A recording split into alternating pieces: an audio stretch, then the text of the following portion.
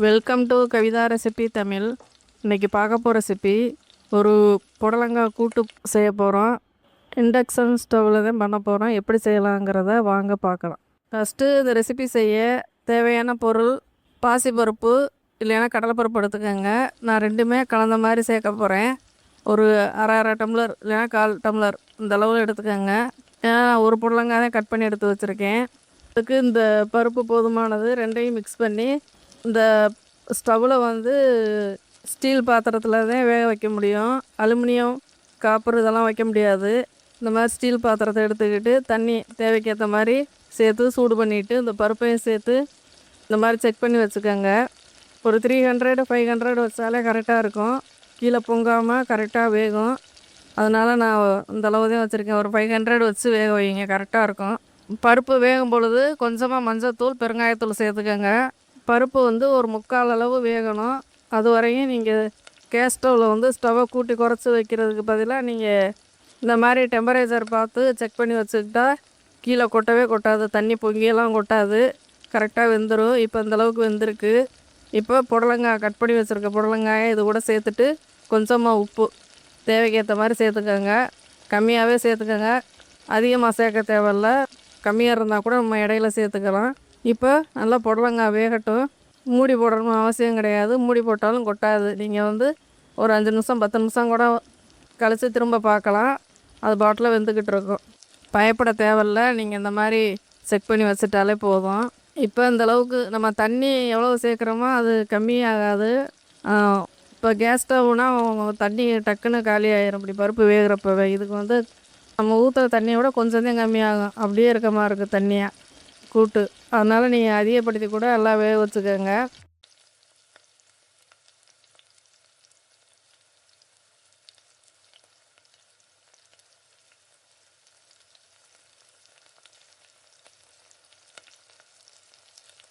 இப்போ இந்த அளவுக்கு வந்திருக்கு.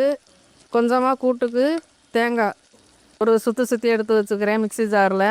இப்போ ஒரு தாளிப்பு கொடுத்துக்கலாம். ஒரு பாத்திரத்தில் மாற்றிட்டு அதே பாத்திரத்தை நல்லா கழுவிட்டு இந்த ஸ்டவ்வில் வச்சுக்கோங்க. ஸ்டவ்வில் அந்த பாத்திரம் சூடானதுக்கு முன்னாடி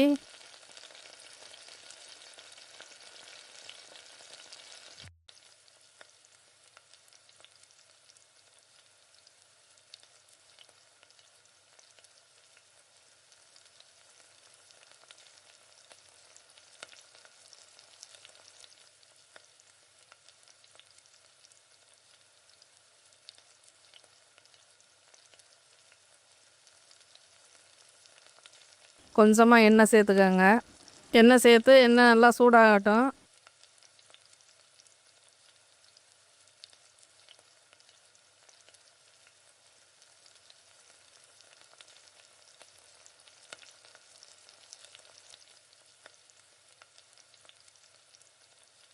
எண்ணெய் நல்லா சூடானதுக்கு முன்னாடி கொஞ்சமாக கடுகு நல்லா பொரிஞ்சு வரட்டும்.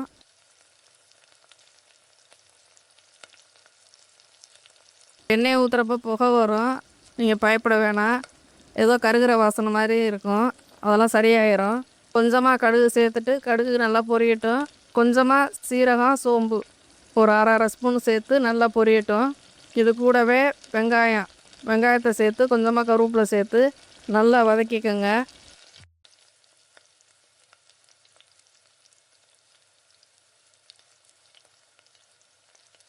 வெங்காயம் நல்லா வதங்கணும். வதங்கினாதே அந்த கூட்டுடைய மணமும் ருசி ரொம்ப நல்லாயிருக்கும். நல்லா வெங்காயம் இந்த அளவுக்கு நல்லா வதங்கணும். ஒரு 2 நிமிஷம் 3 நிமிஷம் அப்படி பொறுமையாக நல்லா வதக்கி விட்டுக்கிட்டுருங்க.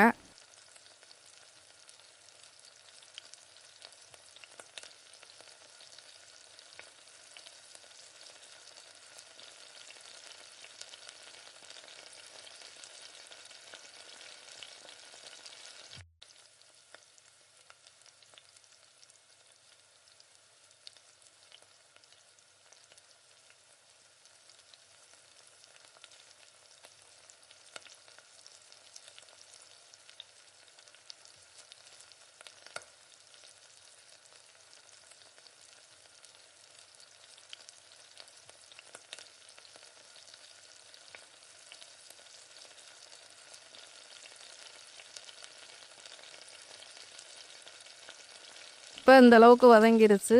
நம்ம பாத்திரத்தில் இருக்க கூட்டை இதில் சேர்த்துக்கலாம். சேர்த்து நல்லா கலந்து விட்டுட்டு நான் அதில் வந்து காயில் வந்து குழம்பு தூள் கொஞ்சமாக சேர்த்துருக்கேன்.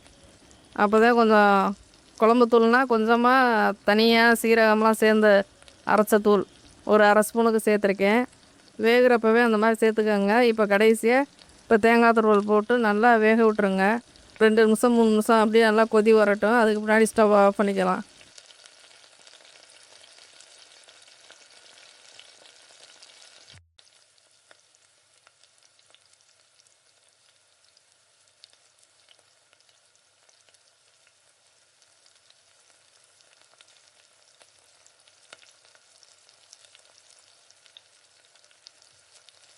இப்போ ஒரு அருமையான புடலங்காய் கூட்டு ரெடி ஆயிடுச்சு. இது ஒரு ரச சாதம், காரக்குழம்பு, வத்த குழம்பு எல்லாத்துக்குமே ரொம்ப நல்லாயிருக்கும்.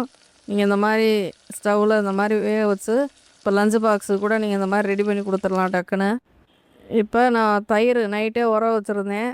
இந்த தயிரை எடுத்து நல்லா மோராக கடைஞ்சிக்கோங்க. வெயில் நேரத்துக்கு இப்போ வெயில் அதிகமாக இருக்குது, உடம்பெல்லாம் ஹீட் ஆகி வாய் புண் வயிறு புண்ணெலாம் ஆயிரும். அதனால் நீங்கள் இந்த மாதிரி தயிர் எடுத்து நல்லா நல்லா தண்ணி ஊற்றி தயிராக சாப்பிட்டா ஹீட்டு தான். அதனால் இந்த மாதிரி மோர் அடித்து வச்சுக்கோங்க. இதுக்கு ஒரு ஊறுகாய் டக்குன்னு ஒரு மாங்காய் இருந்துச்சுன்னா வீட்டில் அதுக்கு ஒரு ஊறுகாய் போட்டு வச்சுக்கலாம். இப்போ நான் வந்து நல்லா மோராக்கி ஒரு பாத்திரத்தில் நான் ரெடி பண்ணி வச்சுக்கிருவேன்.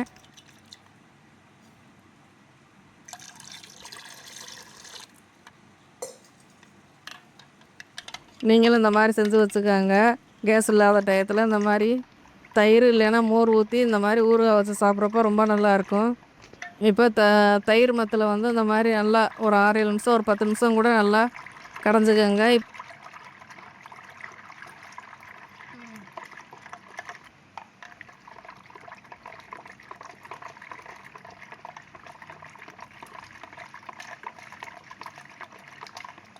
இப்போ ஒரு மாங்காய் வாங்கியாந்து ஒரு 2-3 நாள் ஆயிடுச்சு. அதனால் கலரு மாறி இருக்கும் கட் பண்ணுறப்ப.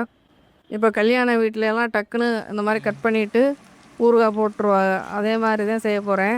இந்த மாதிரி மாங்காயை வந்து நீர் சத்து இல்லாமல் நல்லா கட் பண்ணி வச்சுக்கோங்க. நல்லா ஃபேன் காற்றுல ஆற வச்சுக்கோங்க ஒரு 5 நிமிஷம் 10 நிமிஷம். இந்த மாதிரி எல்லா மாங்காயும் பொடியாக கட் பண்ணி எடுத்துக்கோங்க நீல வாக்கில்.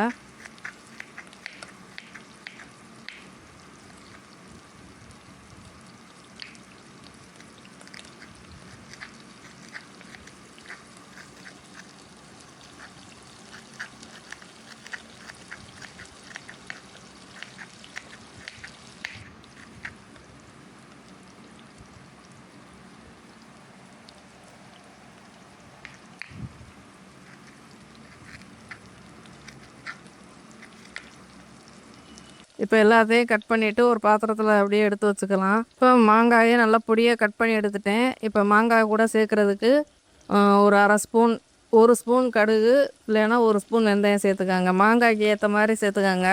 நான் ஒரு அரை ஸ்பூன் சேர்த்துக்கிறேன்.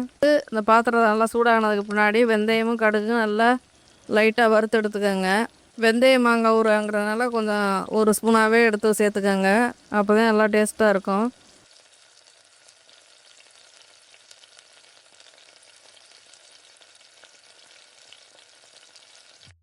சீக்கிரமும் கெடாததுனால நல்லா பொரிய விட்டுட்டு கலர் மாதிரி வரணும். அப்போ தான் நல்லா மணமாக இருக்கும்.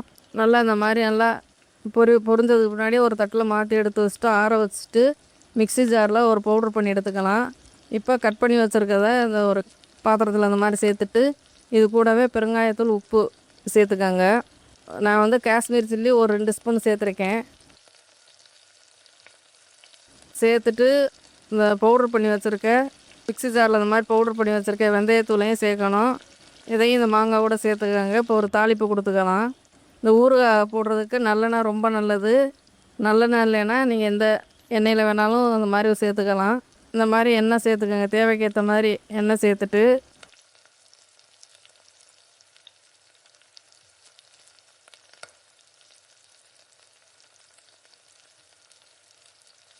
கொஞ்சமாக கடுகு வெந்தயம் நல்லா சூடு பண்ணிக்கோங்க. நல்லா பொரியணும்.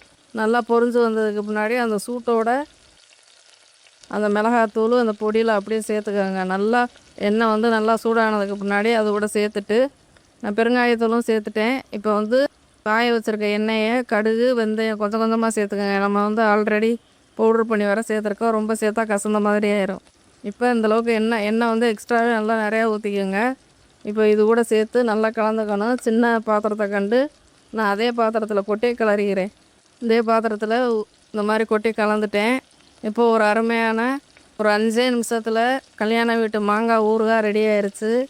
இப்போ கேஸ் இல்லாதப்போ நீங்கள் கவலைப்பட வேணாம். இந்த மாதிரி ஒரு தயிர் ஊற வச்சுட்டு மோராக கலந்து வச்சுட்டு இந்த மாதிரி ஒரு 5 நிமிஷத்தில் ஊறுகாயை ரெடி பண்ணிவிட்டு